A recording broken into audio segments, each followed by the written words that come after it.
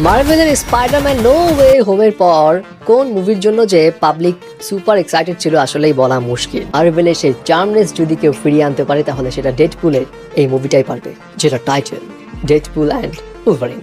ব্যাস এটাই। অ্যান্ড এই টিজারে কি কি সামনে আসলো, টিজারটা কি কি হিন্টস দিয়েছে, টিজারটা আলটিমেটলি কেমন ছিল সেটাই এখন শেয়ার করছি। ডেডপুল 3 এর টিজারটা শুরু হয় যেখানে দেখা যায় ওয়েড উইলসনের বার্থডে এবং ওখানে ডেডপুল এবং ডেডপুল 2 এর পুরোনো ক্যারেক্টারগুলোর একটা রিইউনিয়ন টাইপ কিছু একটা ছিল এবং দেখে মনে হচ্ছে বেচারা ডেডপুল তার মিড লাইফ ক্রাইসিসে ভুগছে। অ্যান্ড সবচেয়ে অদ্ভুত বিষয় ছিল তার মাথায় এই চুলটা, যেটা পরে অবশ্য জানা যায় এটা একটা উইগ মানে নকল চুল ছিল। যাই হোক, at that time suddenly TVA এজেন্টসরা চলে আসে এবং তাকে টুস করে গায়েব করে নিয়ে চলে যায় এবং তারপর TVA এর হর্তাকর্তা তাকে অফার দেয়, আসো আমাদের সঙ্গে কাজ করো। এবং তখন থেকেই এই ডেডপুল তো স্থির করে ফেলে সেই মার্ভেলে হতে যাচ্ছে মাসিহা, মানে নিজেকে মার্ভেল জিজাস বলে দাবি করতে থাকে। হোয়াট এভার, বাট এই টিজারে কিছু ইন্টারেস্টিং বিষয় আছে।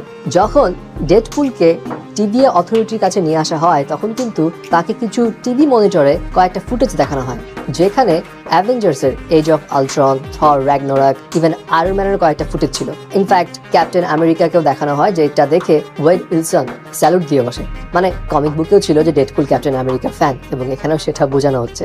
বাট এখানে একটা বিষয় কনফিউশন, ডেডপুল যদি টিভি এর সঙ্গে কাজ করে তাহলে সে টিভি এর এজেন্টসগুলো মানে মিনিটস ম্যানগুলোকে মারছে কেন? কারণ পরবর্তী কয়েকটা অ্যাকশন সিনে দেখা যায় ডেডপুল আবার টিভি এর মিনিটস ম্যানগুলোকে একদম ধুয়ে দিচ্ছে এবং সেখানে কয়েকটা সুপার কুল অ্যাকশন ফ্লিক দেখা যায়। আর যেখানে আরেকটা বিষয়, এখানে আরেকটা গোলাকার একটা মেশিনের মতো একটা বস্তু দেখা যায় যার পাশে অদ্ভুত টাইপের মাস্ক পরা একটা ক্যারেক্টার দাঁড়িয়েছিল এবং অনেকেই ভাবছিল এটা বোধহয় ডক্টর ডুম, বাট মনে হয় না এটা ডক্টর ডুম, কারণ ডক্টর ডুমের মতো এত বড় ভিলেনকে এইভাবে ইন্ট্রোডিউস করাবে না। বাট এখানে যে বিষয়টা নিয়ে সবাই খুব এক্সাইটেড যে ভাই উলভারিন কই। হ্যাঁ, উলভারিনকে এখানে দেখানো হয়, তবে জাস্ট ঝলক এবং তাও পিছন থেকে। মাঝখানে একবার দেখানো হয় যেখানে উলভারিন হোয়াইট টাক্সিডো পরে বসে আছে এবং সেটাও পিছন থেকে শট ছিল এবং একদম শেষের দিকে উলভারিনকে তার ইয়েলো স্যুট পরে আসতে দেখা যায় এবং ডেডপুলকে কোপাতে থাকে। তবে এই সিনে আপনি খেয়াল করে দেখবেন পাশে একটা কমিক বুকের মতো কি জানি পড়ে আছে এবং এটাই সিক্রেট ওয়ার্সের 2015 এর কমিক বুকের কভার, যেই কমিক বুকটাতে কিন্তু ডক্টর ডুমের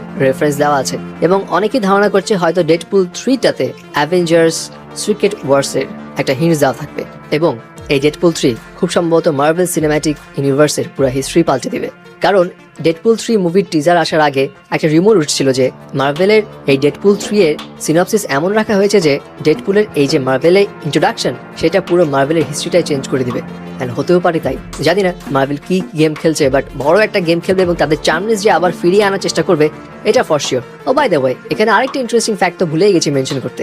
এখানে আবার এক্স-ম্যানের পুরনো ক্যারেক্টার মিউট্যান্ট ক্যারেক্টার পাইরোকে দেখা যায় এবং পাইরো কিন্তু এক্স-ম্যানের বেশ কয়েকটা মুভিতেই ছিল, ওই যে আগুন বালক আর কি, যার হাত দিয়ে আগুন বের হয় এবং সে কিন্তু এক্স-ম্যানের একটা ভিলেনিয়াস ক্যারেক্টার ছিল।